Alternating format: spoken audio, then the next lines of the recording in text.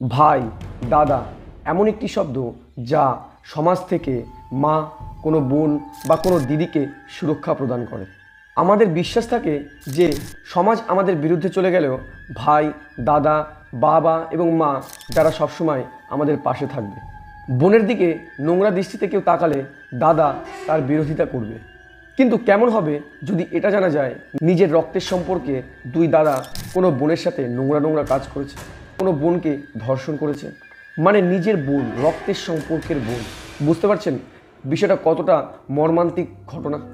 জিনিসটা সুস্থ সমাজের ব্যতিক্রম ঘটনা। ইউপিতে দুটি ছেলে নিজের বোনকে ধর্ষণ করেছে এবং তাকে প্রেগনেন্ট করে দিয়েছে। আর যাতে সে এই কথাটা কাউকে না বলে তার জন্য তাকে মৃত্যুর হুমকি দিয়েছে এবং নিজের মাকে মেরে ফেলারও হুমকি দিয়েছে। মানে বুঝতে পারছেন কতটা পশুত্ব আসলে কোনো ছেলে নিজের বোনের সাথে এরকম করে এবং নিজের মাকে মেরে ফেলার হুমকি দেয়। ছেলেগুলোকে পুলিশ কিভাবে ধরলো এবং সমাজের সামনে ঘটনাটি কিভাবে আসলো, তার মার কি রিয়াকশন ছিল, সমস্ত বিষয়টি জানতে পারবো আজকের ভিডিওতে। তাই ভিডিওটি সম্পূর্ণ দেখার অনুরোধ রইল। আমরা অনেক কষ্ট করে ভিডিও বানাই, আমাদের এই যাত্রায় আপনার সাহায্য চাই। তাই আপনার কাছে একটি অনুরোধ, চ্যানেলটিকে সাবস্ক্রাইব করে আমাদের সাথে থাকুন যাতে আপনার এবং আমার সম্পর্ক অটুট থাকে। তো চলুন শুরু থেকে শুরু করা যাক। ইউপির গাজিয়াবাদে একটি পরিবার থাকত। পরিবারে মোট 4 জন সদস্য ছিল, এক মা এবং তার 3 সন্তান। তার মধ্যে ছিল দুটি ছেলে, একজনের বয়স 23 আর একজনের বয়স 20, আর একটি বাচ্চা মেয়ে যার বয়স ছিল 14। সে ক্লাস 8-এ পড়ত। ছেলে দুটি পড়াশোনা ছেড়ে দিয়েছিল এবং সংসারের জন্য মাঝে মধ্যে কাজে যেত। এই সংসারের পুরো দায়িত্ব ছিল তার মায়ের হাতে। তার মা সংসার চালানোর জন্য প্রতিদিন সকালে কাজে বেরোতো এবং রাত্রেবেলা কাজ থেকে বাড়িতে ফিরত। সপ্তাহে একদিন তার মা ছুটি পেত। তার বাচ্চা মেয়ে সংসারের সমস্ত কাজ করত এবং পড়াশুনো করত। 2024 সালের মে মাসের একদিন মহিলাটি কাজ থেকে বাড়ি ফিরলে তার মেয়ে জানায় যে মা, আমার পেটে খুব ব্যথা করছে। যেহেতু মেয়েটির 14 বছর বয়স, এই বয়সে মেয়েদের নানা রকমের সমস্যা থাকতেই পারে। সেই কথা ভেবে মা পাশের একটি ফার্মেসি থেকে ওষুধ এনে তাকে দেয়। ওষুধটা খাওয়ার পর কিছু সময়ের জন্য মেয়েটি সুস্থ থাকে এবং পরের দিন একই রকমভাবে সে তার মাকে জানায় বিষয়টি, যে মা, আমার পেটে ব্যথা করছে। তার মা আবার ফার্মেসি থেকে ওষুধ এনে তাকে খাইয়ে দেয় এবং কিছু সময়ের জন্য আবার ঠিক হয়ে যায়। কিন্তু অনবরত এরকম 2-3 দিন হওয়ার পর তার মা তাকে হসপিটালে ডাক্তারের কাছে নিয়ে যায়। ডাক্তার মেয়েটির পেট স্পর্শ করে অনুভব করতে পারে যে মেয়েটির পেট একটু ফোলা ফোলা আছে। তার মাকেও দেখায়, তার মাও অনুভব করে। সঙ্গে সঙ্গে আল্ট্রাসাউন্ড করানোর জন্য আল্ট্রাসাউন্ড করানোর পর রিপোর্টটি ডাক্তারের হাতে আসে। রিপোর্টটি দেখার পর ডাক্তার খুবই অবাক হয়ে যায় এবং ভয় পেয়ে যায়। রিপোর্টে যা ছিল সেই বিষয়টি মহিলাটিকে জানানোর সাহস ডাক্তারের ছিল না, কারণ সাধারণত এইসব ঘটনা কোনো মা তার মেয়ে সম্পর্কে শুনলে প্রথমে ডাক্তারের উপরই আক্রমণ করে দেয়। এটা স্বাভাবিক, তারা বিষয়টি বুঝতে পারে না। মহিলাটি বারবার ডাক্তারকে অনুরোধ করার পর ডাক্তার সমস্ত বিষয়টি বলে।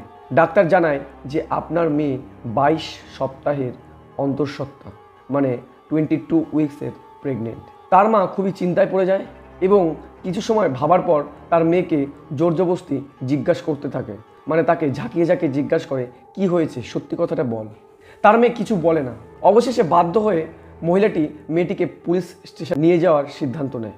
থানায় গিয়ে পুলিশ সমস্ত বিষয়টি মেয়েটির কাছ থেকে শোনে এবং অতিরিক্ত জোর জবরদস্তি করার পর সমস্ত বিষয়টি পুলিশকে জানায়। ঘটনাটি শোনার পর তার মা সমেত উপস্থিত সমস্ত স্টাফ, মানে পুলিশ স্টাফরা অবাক হয়ে যায়। তাদের পায়ের তলা থেকে মাটি সরে যায়। মেয়েটি জানায় 1 বছর আগে তার মা যখন বাড়িতে ছিল না, তার বড়দা, মানে 23 বছরের ছেলেটি তার কাছে আসে এবং তার সাথে খুব নোংরামো কাজ করে, জোর জবরদস্তি করে, সে বাধা দেয়, তাকে আঘাত পর্যন্ত করে। যখন বড় ভাই এই নোংরামো করে ফেলে তখন সেখানে উপস্থিত হয় তার ছোট ভাই, মানে 20 বছরের ছেলে।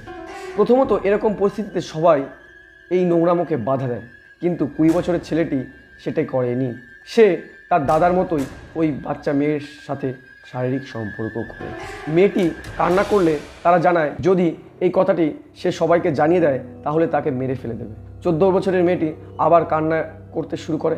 তারা এটাও জানায় যদি এই বিষয়টি তাদের মাকে জানানো হয় তাহলে তাকেও মেরে ফেলবে এবং মাকেও মেরে ফেলবে। ভয়তে সে এই কথাটি কাউকে বলে না এবং 1 বছর যাবৎ প্রায় প্রতিদিন তারা 2 ভাই নিজের বোনের সাথে এই নোংরা খেলায় মত্ত হতো। পুলিশ তার মার কাছে জিজ্ঞেস করে যে আপনার কি পদক্ষেপ। তার মা স্পষ্টভাবে জানিয়ে দেয় যে আপনারা যা ইচ্ছা তাই করুন, আমার ছেলে বলে ক্ষমা করবেন না, কারণ এটা যদি অন্য ছেলেরা হতো তাহলে আমি ঠিক এরকমই বলতাম। মানুষের চিন্তা শক্তি কতটা নিচে নামলে এরকমটি করতে পারে নিজের বোনের সাথে। আমাদের আশেপাশে এরকম মর্মান্তিক এবং জঘন্যতম অপরাধ অনবরত ঘটে চলেছে। তাই আপনার কাছে আমার একটি বার্তা, সাবধানে থাকুন, সুস্থ থাকুন এবং সুরক্ষিত থাকুন। এরকম ঘটনা থেকে সাবধান থাকার জন্য আমাদের চ্যানেলটিকে সাবস্ক্রাইব করুন। আমাদের সমাজের যত নোংরা ঘটনা আছে যেগুলো আপনার জানা দরকার সেগুলো আপনাদের সামনে আমরা তুলে ধরি। তো দেখা হচ্ছে পরের ভিডিওতে।